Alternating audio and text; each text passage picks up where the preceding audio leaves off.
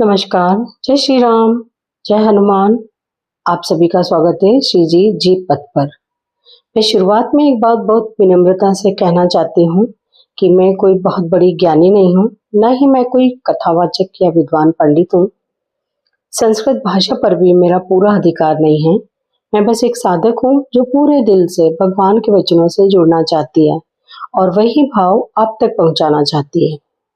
आज इस वीडियो में मैं संस्कृत के श्लोकों का हिंदी अर्थ सहित पाठ करूंगी। मैं पूरा प्रयास करूंगी कि हर शब्द को धीरे धीरे स्पष्ट और सही उच्चारण के साथ बोल सकूं। फिर भी अगर किसी श्लोक में किसी शब्द के उच्चारण में या किसी मात्रा में अनजाने में कोई भूल हो जाए तो कृपया मुझे क्षमा प्रार्थी समझकर माफ कर दीजिएगा। मेरा भाव शुद्ध है, मेरी भावना श्रद्धा से भरी है और मेरा उद्देश्य केवल सेवा है। ये वीडियो उन लोगों के लिए है जो पूरे मन और श्रद्धा से श्रीमद् भगवद गीता का पाठ करना चाहते हैं, लेकिन किसी मजबूरी के कारण, समय की कमी से, स्वास्थ्य की वजह से, आंखों की कमजोरी से या किसी भी पारिवारिक या व्यक्तिगत कारण से स्वयं शास्त्र स्वाध्याय नहीं कर पा रहे। यह वीडियो किसी विद्वता को दिखाने के लिए नहीं है, यह वीडियो किसी शास्त्रीय बहस के लिए नहीं है और न ही यह दावा करता है कि यही एकमात्र सही तरीका है। यह सिर्फ और सिर्फ उन साधकों के लिए है जो शास्त्र स्वाध्याय करना चाहते हैं लेकिन कर नहीं पा रहे। शास्त्रों में कहा गया है कि जब मन, भाव और श्रद्धा जुड़ जाती है तो पाठ करने से जो फल मिलता है, श्रवण यानी सुनने से भी वही फल प्राप्त होता है। इसलिए अगर आप इस वीडियो को श्रद्धा से सुनते हैं, ध्यान से देखते हैं और मन से स्वीकार करते हैं तो यह भी शास्त्र स्वाध्याय का ही एक रूप है। इस वीडियो को देखते समय किसी विशेष विधि की जरूरत नहीं है। बस जहां भी आप हो, जैसे भी आप हो, मन में थोड़ा सा भाव रखें और श्लोकों को शांत मन से सुनते जाएं। अगर बीच में मन भटक जाए तो खुद को दोष मत दीजिए, धीरे धीरे मन अपने आप जुड़ता चला जाएगा। यह वीडियो उन माताओं के लिए है जो घर परिवार में व्यस्त हैं। ये वीडियो उन बुजुर्गों के लिए है जो पढ़ना चाहते हैं लेकिन अब पढ़ नहीं पाते। ये वीडियो उन सभी आत्माओं के लिए है जिनके दिल में श्रीमद् भगवद गीता के प्रति सच्चा प्रेम है। इस पाठ को शुरू करने से पहले मैं भगवान श्री कृष्ण से यही प्रार्थना करती हूँ, हे प्रभु, यदि मुझसे कोई त्रुटि हो तो उसे मेरी भूल न समझे बल्कि मेरी श्रद्धा को भाव से स्वीकार करें। अब हम पूरे मन, शांत चित्त और श्रद्धा के साथ श्रीमद् भगवद गीता के श्लोकों का पाठ हिंदी अर्थ से प्रारंभ करते हैं। यदि ये वीडियो किसी एक व्यक्ति के भी आध्यात्मिक मार्ग में सहायक बन जाए तो श्री जी पथ का यह प्रयास सफल है। आप सभी को भगवान श्री कृष्ण की कृपा प्राप्त हो। तो चलिए अब स्टार्ट करते हैं। जय श्री राम, जय हनुमान, जय श्री कृष्णा, जय गीता माता, राधे राधे। जैसे कि हम पिछले वीडियो में 26 से 29 श्लोक कवर कर चुके हैं। अब हम आगे बढ़ते हैं अध्याय 2 के आगे के श्लोक। संबंध। अब तक देह और देही का जो प्रकरण चल रहा था उसका आगे के श्लोक में उपसंहार करते हैं। देहि नित्य मवध्योयम देहे सर्वस्य भारत तस्मात् सर्वाणि भूतानि न त्वं शोचि तुमर्हसि। देहे नित्य मध्योयम देहे सर्वस्य भारत। मनुष्य, देवता, पशु, पक्षी, कीट, पतंग आदि स्थावर जंगम संपूर्ण प्राणियों के शरीरों में यह देही नित्य अवध्य अर्थात अविनाशी है। अवध्य शब्द के 2 अर्थ होते हैं। इसका वध नहीं करना चाहिए और दूसरा, इसका वध हो ही नहीं सकता। जैसे गाय अवध्य है अर्थात कभी किसी भी अवस्था में गाय को नहीं मारना चाहिए, क्योंकि गाय को मारने से बड़ा भारी दोष है, पाप है। परंतु देही के विषय में देही का वध नहीं करना चाहिए।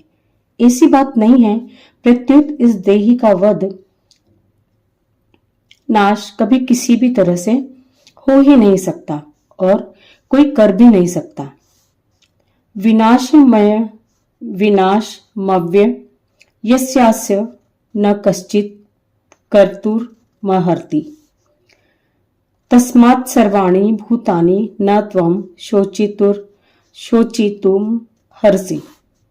इसलिए तुम्हें किसी भी प्राणी के लिए शोक नहीं करना चाहिए, क्योंकि इस देही का विनाश कभी हो ही नहीं सकता और विनाशी देह क्षण मात्र भी स्थिर नहीं रहता। यहाँ सर्वाणि भूतानि पदों में बहुवचन देने का आशय है कि कोई भी प्राणी बाकी न रहे, अर्थात किसी भी प्राणी के लिए शोक नहीं करना चाहिए। शरीर विनाशी ही है, क्योंकि उसका स्वभाव ही नाशवान है, वह प्रतिक्षण ही नष्ट हो रहा है। परंतु जो अपना नित्य स्वरूप है उसका कभी नाश होता ही नहीं। अगर इस वास्तविकता को जान लिया जाए तो फिर शोक होना संभव ही नहीं है। प्रकरण संबंधी विशेष बात। यहाँ 11वें श्लोक से 30वें श्लोक तक का जो प्रकरण है, यह विशेष रूप से देह, नित्य अनित्य, सत असत, अविनाशी विनाशी, इन दोनों के विवेक के लिए, अर्थात इन दोनों को अलग अलग बताने के लिए ही है। कारण कि जब तक देही अलग है और देह अलग है, यह विवेक नहीं होगा, तब तक कर्मयोग, ज्ञान योग, भक्ति योग आदि कोई सा भी योग अनुष्ठान में नहीं आएगा। इतना ही नहीं, स्वर्ग आदि लोकों की प्राप्ति के लिए भी देह के भेद को समझना आवश्यक है। कारण कि देह से अलग देही न हो तो देह के मरने पर स्वर्ग कौन जाएगा। अतः जितने भी आस्तिक दार्शनिक हैं, वे चाहे अद्वैतवादी हों चाहे द्वैतवादी हों, किसी भी मत के क्यों न हों, सभी शरीर के भेद को मानते ही हैं। यहाँ भगवान इसी भेद को स्पष्ट करना चाहते हैं। इस प्रकरण में भगवान ने जो बात कही है वह प्रायः संपूर्ण मनुष्यों के अनुभव की बात है। जैसे देह बदलता है और देही नहीं बदलता। अगर यह देही बदलता तो देह के बदलने को कौन जानता। पहले बाल्यावस्था थी, फिर जवानी आई, कभी बीमारी आई, कभी बीमारी चली गई। इस तरह अवस्थाएं तो बदलती रहती हैं, पर इन सभी अवस्थाओं को जानने वाला देही वही रहता है। अतः बदलने वाला और न बदलने वाला, ये दोनों कभी एक नहीं हो सकते। इसका सबको प्रत्यक्ष अनुभव है। इसलिए भगवान ने इस प्रकरण में आत्मा, अनात्मा, ब्रह्म जीव, प्रकृति, पुरुष, जड़, चेतन, माया, अविद्या आदि दार्शनिक शब्दों का प्रयोग नहीं किया है। कारण कि लोगों ने दार्शनिक बातें केवल सीखने के लिए मान रखी हैं, उन बातों को केवल पढ़ाई का विषय मान रखा है। इसको दृष्टि में रखकर भगवान ने इस प्रकरण में दार्शनिक शब्दों का प्रयोग न करके देही, शरीर, असत सत, विनाशी अविनाशी शब्दों का ही प्रयोग किया है। जो इन दोनों के भेद को ठीक ठाक जान लेता है, उसको कभी किंचित मात्र भी शोक नहीं हो सकता। जो केवल दार्शनिक बातें सीख लेते हैं, उनका शोक दूर नहीं होता। एक 6 दर्शनों की पढ़ाई करना होता है और एक अनुभव करना होता है। ये दोनों बातें अलग अलग हैं और इनमें बड़ा भारी अंतर है। पढ़ाई में ब्रह्म, ईश्वर, जीव, प्रकृति और संसार ये सभी ज्ञान के विषय होते हैं। अर्थात पढ़ाई करने वाला तो ज्ञाता होता है और ब्रह्म, ईश्वर आदि इंद्रियों और अंतःकरण के विषय होते हैं। पढ़ाई करने वाला तो जानकारी बढ़ाना चाहता है, विद्या का संग्रह करना चाहता है, पर जो साधक मुमुक्षु, जिज्ञासु और भक्त होता है वह अनुभव करना चाहता है। अर्थात प्रकृति और संसार से संबंध विच्छेद करके और अपने आप को जानकर ब्रह्म के साथ अभिन्नता का अनुभव करना चाहता है, ईश्वर के शरण होना चाहता है। परिशिष्ट भाव। भगवान ने 11वें से 30वें श्लोक तक देही के विवेक का वर्णन किया है। इस प्रकरण में भगवान ने ब्रह्म, जीव, प्रकृति, पुरुष, जड़, चेतन, माया, अविद्या, आत्मा, अनात्मा आदि किसी दार्शनिक शब्दों का प्रयोग नहीं किया है। इसका कारण यह है कि भगवान इसको पढ़ाई का अर्थात सीखने का विषय न बनाकर अनुभव का विषय बनाना चाहते हैं और ये सिद्ध करना चाहते हैं कि देह देही के अलगाव का अनुभव मनुष्य मात्र कर सकता है। इसमें कोई पढ़ाई करने की, अधिकारी बनने की जरूरत नहीं है। सत्य असत का विवेक मनुष्य अगर अपने शरीर पर करता है तो वह साधक होता है और संसार पर करता है तो वह विद्वान होता है। अपने को अलग रखते हुए संसार में सत्य सत का विवेक करने वाला मनुष्य वाचक सीखा हुआ ज्ञानी तो बन जाता है पर उसको अनुभव नहीं हो सकता, परंतु अपनी देह में सत्य असत का विवेक करने से मनुष्य वास्तविक अनुभवी ज्ञानी हो सकता है। तात्पर्य है कि संसार में सत्य असत का विवेक केवल पंडिताई के लिए है, जबकि गीता पंडिताई के लिए नहीं है। इसलिए भगवान ने दार्शनिक शब्दों का प्रयोग न करके देह देही, शरीर शरीरी जैसे सामान्य शब्दों का प्रयोग किया है। जो संसार में सत्य सत का विचार करते हैं वे अपने को अलग रखते हुए अपने को ज्ञान का अधिकारी बनाते हैं, परंतु अपने में देह देही का विचार करने में मनुष्य मात्र ज्ञान प्राप्ति का अधिकारी है। अनुभव करने के लिए देह देही का विवेचन उपयोगी है और सीखने के लिए तत्व का विवेचन उपयोगी है। इसलिए साधक अनुभव करना चाहता है तो सबसे पहले उसको शरीर से अपने अलगाव का अनुभव करना चाहिए कि शरीर शरीरी के संबंध से रहित है और शरीरी शरीर के संबंध से रहित है, अर्थात मैं शरीर नहीं हूँ। उसने जितनी सच्चाई से, दृढ़ता से, विश्वास से और निसंदेहता से शरीर की सत्ता महत्ता मानी है, उतनी ही सच्चाई से, दृढ़ता से, विश्वास से और निसंदेहता से स्वयं स्वरूप की सत्ता महत्ता मान ले और अनुभव कर ले। शरीर केवल कर्म करने का साधन है और कर्म केवल संसार के लिए होता है। जैसे कोई लेखक जब लिखने बैठता है तब वह लेखनी को ग्रहण करता है और जब लिखना बंद करता है तब लेखनी को यथास्थान रख देता है। ऐसे ही साधक को कर्म करते समय शरीर को स्वीकार करना चाहिए और कर्म समाप्त होते ही शरीर को ज्यों का त्यों रख देना चाहिए, उससे असंग हो जाना चाहिए। कारण कि अगर हम कुछ भी ना करें तो शरीर की क्या जरूरत है। साधक के लिए खास बात है जाने वे असत का त्याग। साधक जिसको असत जानता है उसका वह त्याग कर दे तो उसका साधन सहज सुगम हो जाएगा और जल्दी सिद्ध हो जाएगा। साधक की अपने माध्यम में जो प्रियता है वही साधन कहलाती है। वह प्रियता किसी वस्तु, व्यक्ति, योग्यता, सामर्थ्य आदि के द्वारा अथवा किसी अभ्यास के द्वारा प्राप्त नहीं होती, प्रत्युत साध्य में अपनापन होने से प्राप्त होती है। साधक जिसको अपना मान लेता है उसमें उसकी प्रियता स्वतः हो जाती है, परंतु वास्तविक अपनापन उस वस्तु से होता है जिसमें ये चार बातें हों। पहला, जिससे हमारी सधर्मता अर्थात स्वरूपगत एकता हो।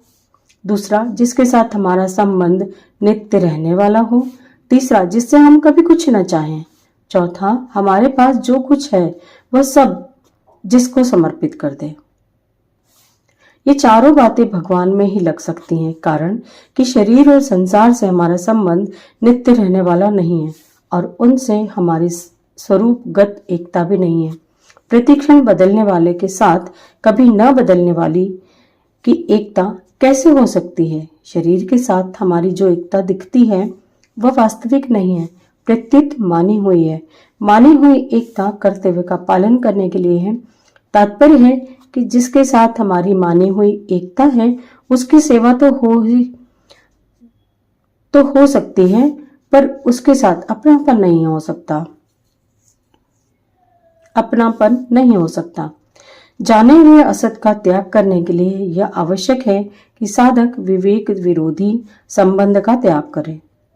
जिसके साथ हमारा न तो नित्य संबंध है और न स्वरूपगत एकता ही है, उसको अपना और अपने लिए मानना विवेक विरोधी संबंध है। इस दृष्टि से शरीर को अपना और अपने लिए मानना विवेक विरोधी है। विवेक विरोधी संबंध के रहते हुए कोई भी साधन सिद्ध नहीं हो सकता।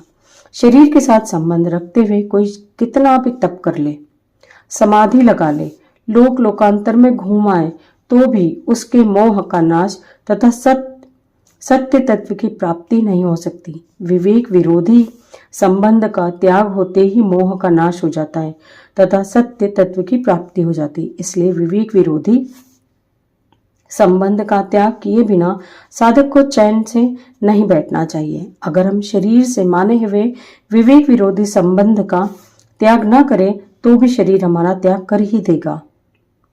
जो हमारा त्याग अवश्य करेगा उसका त्याग करने में क्या कठिनाई है। इसलिए किसी भी मार्ग का कोई भी साधक क्यों न हो, उसे इस सत्य को स्वीकार करना ही पड़ेगा कि शरीर मैं नहीं हूँ, शरीर मेरा नहीं है और शरीर मेरे लिए नहीं है, क्योंकि मैं अशरीरी हूँ, मेरा स्वरूप अव्यक्त है। जब तक साधक का शरीर के साथ मेरेपन का संबंध रहता है तब तक साधन करते हुए भी सिद्धि नहीं होती और वह शुभ कर्मों से, सार्थक चिंतन से और स्थिति की आसक्ति से बंधा रहता है। वह यज्ञ, तप, दान आदि बड़े बड़े शुभ कर्म करे, आत्मा का अथवा परमात्मा का चिंतन करे अथवा समाधि में भी स्थित हो जाए तो भी उसका बंधन सर्वथा मिटता नहीं। कारण कि शरीर के साथ संबंध मानना ही मूल बंधन है, मूल दोष है, जिससे संपूर्ण दोषों की उत्पत्ति होती है। अगर साधक का शरीर से माना हुआ संबंध सर्वथा मिट जाए तो उसके द्वारा अशुभ कर्म तो होंगे ही नहीं, शुभ कर्मों में भी आसक्ति नहीं रहेगी। उसके द्वारा निरर्थक चिंतन तो होगा ही नहीं, सार्थक चिंतन में भी आसक्ति नहीं रहेगी।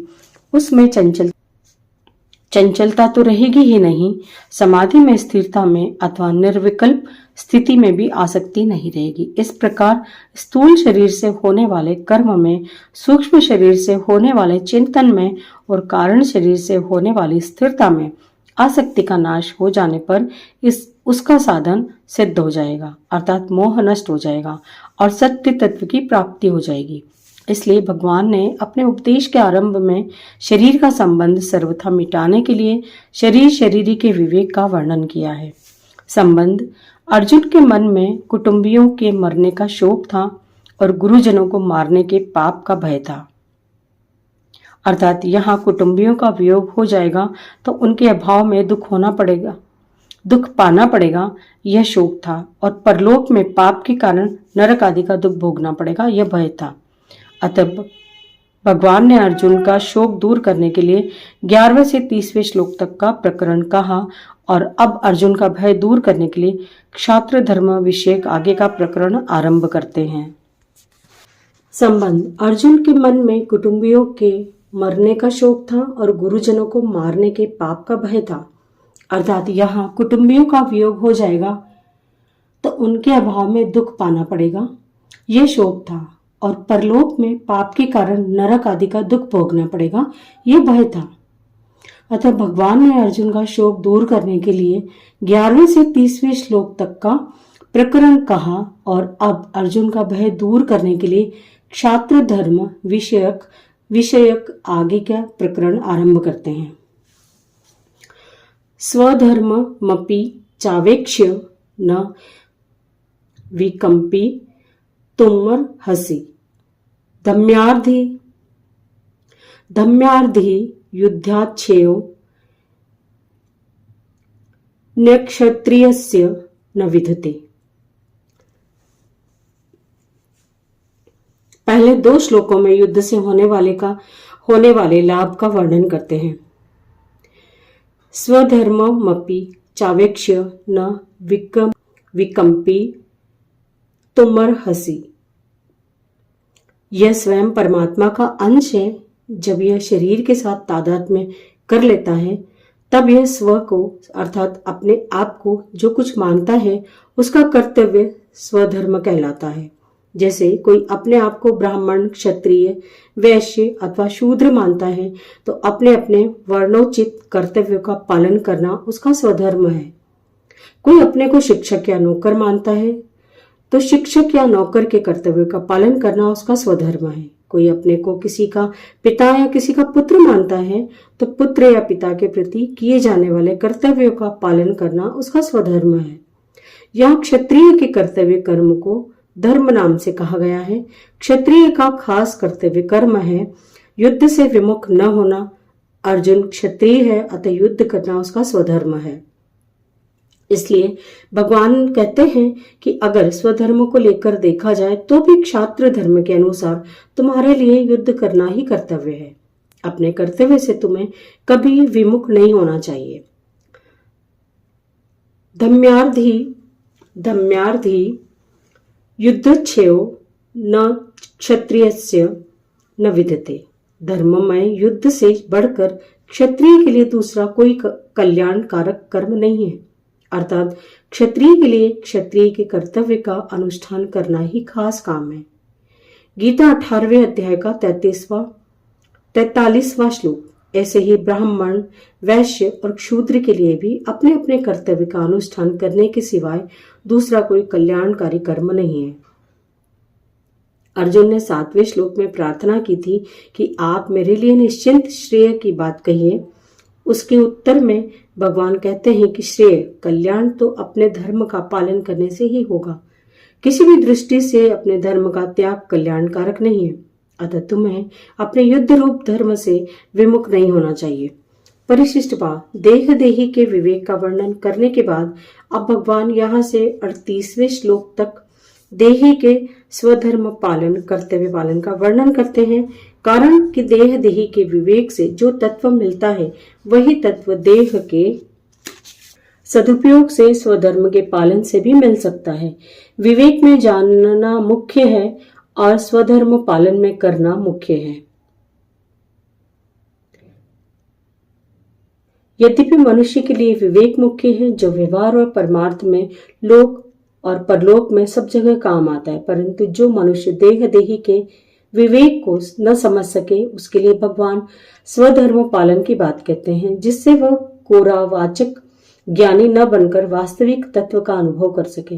तात्पर्य है कि जो मनुष्य परमात्मा तत्व को जानना चाहता है वह तीक्ष्ण बुद्धि और तेजी का वैराग्य न होने के कारण ज्ञान योग से नहीं जान सका, तो वह कर्म योग से परमात्मा तत्व को जान सकता है, क्योंकि ज्ञान योग से जो अनुभव होता है वही कर्म योग से भी हो सकता है। गीता 5वें अध्याय का 4-5वां श्लोक। अर्जुन क्षत्रिय थे, इसलिए भगवान ने इस प्रकरण में क्षात्र धर्म की बात कही है। वास्तव में यहाँ क्षात्र धर्म चारों वर्णों का उपलक्षण है, इसलिए ब्राह्मण आदि अन्य वर्णों को भी यहाँ अपना अपना धर्म कर्तव्य समझ लेना चाहिए। गीता 18वें अध्याय का 42वां, 43वां और 44वां श्लोक। स्वधर्म को ही स्वभावज कर्म, सहज कर्म, स्वकर्म आदि नामों से कहा गया है। गीता 18वें अध्याय के 41वें से 48वें श्लोक तक। स्वार्थ, अभिमान और फलेच्छा का त्याग करके दूसरे के हित के लिए कर्म करना स्वधर्म है। स्वधर्म का पालन ही कर्मयोग है। यदृच्छाया 54 स्वर्गद्वार मपाव्रतम।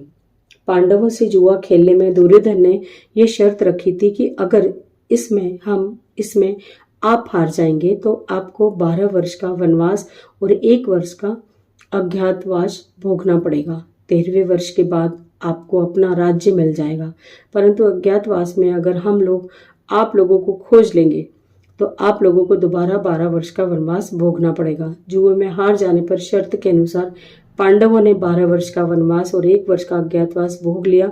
उसके बाद जब उन्होंने अपना राज्य मांगा तब दुर्योधन ने कहा कि मैं बिना युद्ध किए सुई की तीखी नोक जितनी जमीन भी नहीं दूंगा। दुर्योधन के ऐसा कहने पर भी पांडवों की ओर से बार बार संधि का प्रस्ताव रखा गया, पर दुर्योधन ने पांडवों से संधि स्वीकार नहीं की। इसलिए भगवान अर्जुन से कहते हैं कि यह युद्ध तुम लोगों को अपने आप प्राप्त हुआ है।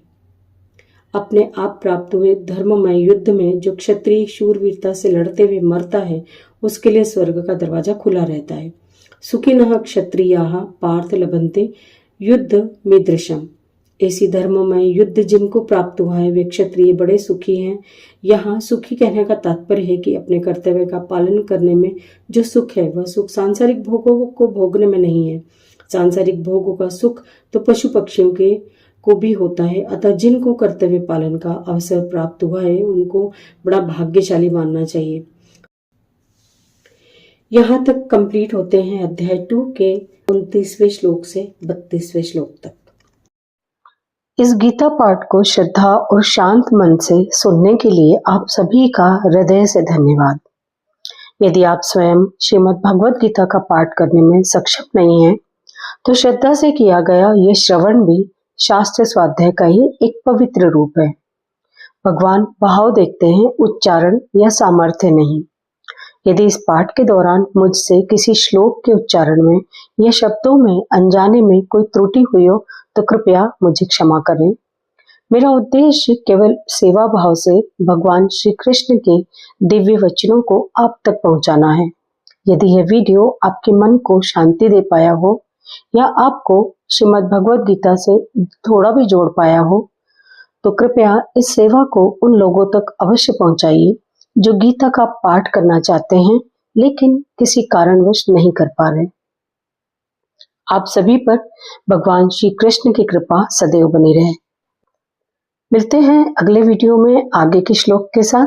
तब तक के लिए स्वस्थ रहिए, मस्त रहिए, अपना ख्याल रखिए, अपने अपनों का ख्याल रखिए और श्रद्धा से सुनते रहिए, गीता से जुड़ते रहिए और चलते रहिए श्री जी पथ पर। जय श्री राम, जय हनुमान, जय श्री कृष्ण, राधे राधे।